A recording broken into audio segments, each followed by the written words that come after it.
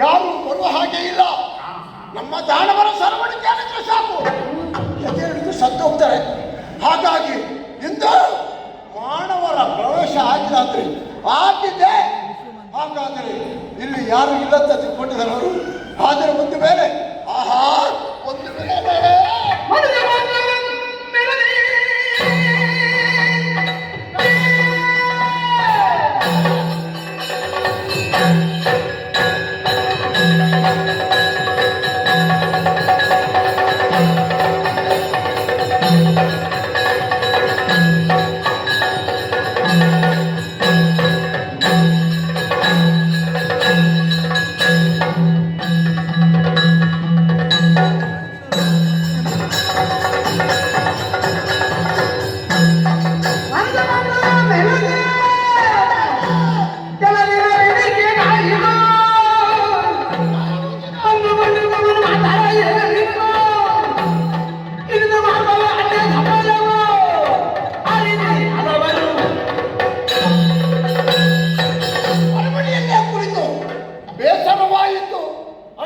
ಕೇಳಿಕೊಂಡೆ ಅರಣ್ಯಕ್ಕೆ ಪ್ರವೇಶ ಮಾಡಿದೆ.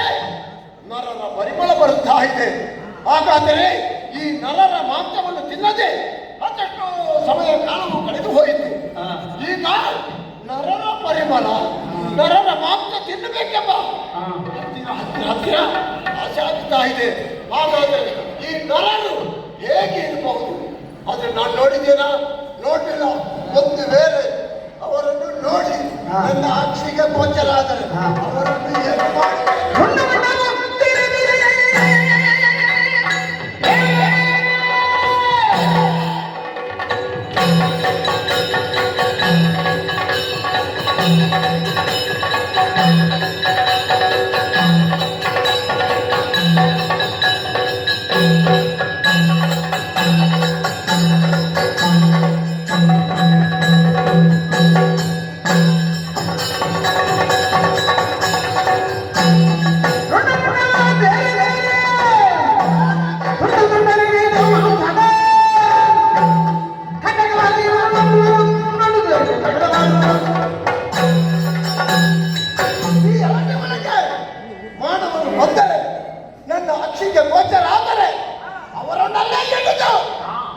ನೆಲಕ್ಕೆ ಬಡಿತೇನೆ. ಆಮೇಲೆ ಅವರನ್ನು ಹಿಡಿದು ತುಂಡಾಗಿ ಮಾಡಿ ಅವರಿಗೆ ಬಿಸಿ ರಕ್ತವನ್ನು ಕುಡಿತೇನೆ. ಹಸಿ ಮಾಂಸವನ್ನೇ ತಿನ್ನುತ್ತೇನೆ. ಎಲುಬನ್ನು ಹಾಗೆ ಇಡುತ್ತೇನೆ. ಯಾಕೆಂದರೆ ಮಳೆಗಾಲದಲ್ಲಿ ಚಳಿಯಾಗುವಂಥ ಸಂದರ್ಭದಲ್ಲಿ ಬೆಂಕಿಗೆ ಹಾಕಿ